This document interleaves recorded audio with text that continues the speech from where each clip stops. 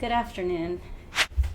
Today I want to talk about the painting before the painting, because I know I do it.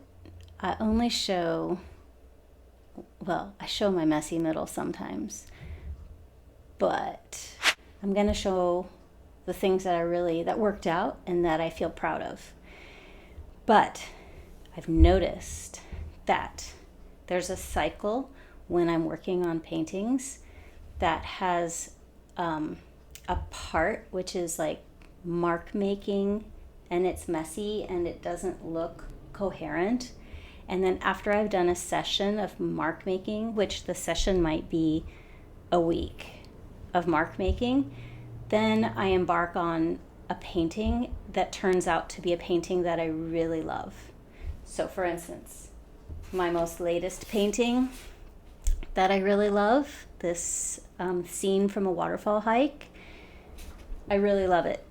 It came from a session of mark making right before, which I don't know if I have the papers for that. But there's this other painting, which is, my favorite painting that I've ever made so far. I love this painting because it's truly imaginary. It had very little input from real life, and so it sort of seemed to come from this other place that wasn't me. Like the muse that comes through you seemed to come through me for this, and not everything is known in here. Like, what are these like rocks doing across the path? How come the path goes from this green color to this thing? I don't know. That just came from my muse, I guess. But I love it because it's like this painting took me on a journey. But the paintings before that painting are not in one piece because they're all cut up. They all got cut up, and in fact, I used this one as inspiration for that painting because the marks on this bookmark spoke something to me, and I wanted to play with this some more. So maybe I'll try to put together the painting that this was, but it wasn't any kind of coherent thing. This was just a mess, and it was a delightful, fun mess, but it was just a mess that I just kept going with because I was enjoying my time and I was listening to something interesting, and it was just working out.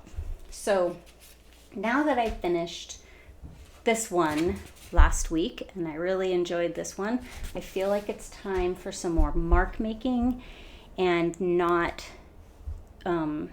trying to make something super beautiful right away. So what I did is I watched a YouTube video by a woman named Liz Ackerley, and I'll link her into the description because she's brilliant. And she's an artist out of the UK, and she's abstract, which is the direction I want to go. But as you'll see, I have a long ways to go because I'm very realistic. But she came up with this idea, or she used this idea that somebody else came up with, of making what she calls concertina books. I love it. Concertina books. They look like this. This is a blank one. See, in America, we would call this an accordion book. But we say accordion. Accordion. Accordion. It just sounds so like, really? She says concertina. It's a concertina book. And actually, it's actually sold as a concertina book. And that's an Italian word. And it sounds so much nicer. So these are concertina books, even though I live in Portland, Oregon, where everyone else would call them accordion books. So I went down to Blick and I bought myself 2 sheets of 22 by 30 watercolor paper, and I made myself a whole bunch of concertina books. And I started working in 2 of them. Should I show you the one I don't like? Maybe later. I'll show you the one that I do like. This is the one that I do like. It's so fun.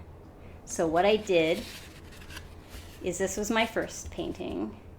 And on this day, I was helping my son with the geometry problems in math.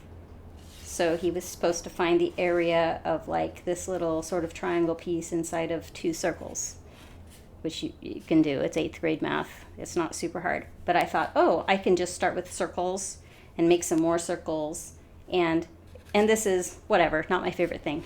But then I looked on the side of my desk and I saw Shirley Trevena's book. And I just said, let me just paint a quarter little eighth of a section from the front of the book. So I'm not even opening the book. I'm just looking at that little corner. And I painted that little corner just to see how she did it. And to see if I could pick up any clues by trying to copy it. This kind of thing is called a master copy. And it's totally acceptable to do it as long as you don't pass it off as your own work and you don't sell it. So this is trying to get inside the mind of Shirley Trevena because I love, love, love her work.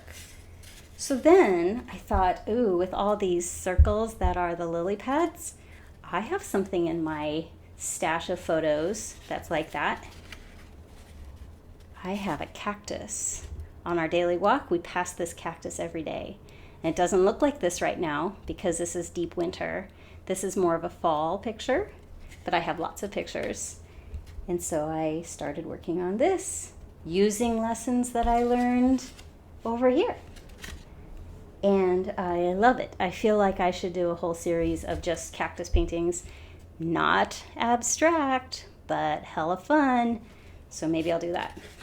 Then this is underway. This is now trying to be abstract again. I don't know if it'll work, but I started reading this book by Jane Davies. I got it at the library the other day, and I took my kids to the orthodontist this afternoon, and I started reading it while they were getting their wires changed. And she has a picture in here right at the beginning that has these circles. Da, da, da, da, da.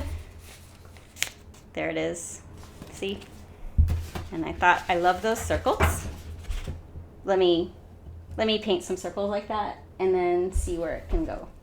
So anyway, this is my concertina book, and I'm going to make a cover, and I'm going to make a back, and then what I do all day is I drag it around the house with me. If I'm reading a book on the couch, I have this sitting on the table so that I can look at my in progress painting. And also I love when it's sunny out, how the sun hits the angled sides in a different way. So the light hits it a different way, and I get to see a little bit of a different aspect of each of these. I mean, really, I could cut them up and make them into, what's this, eight different tiny little paintings or artist trading cards. Anyway, that's my idea for the week. Borrowed from Liz Ackerley, who I'll link to below, and also borrowing from Shirley Trevena and Jane Davies, which is all fair. You have to steal like an artist. There's a book also that says that. That's the title of a book. I think his name is Cleon, who wrote Steal Like an Artist. Anyway, that's it for today.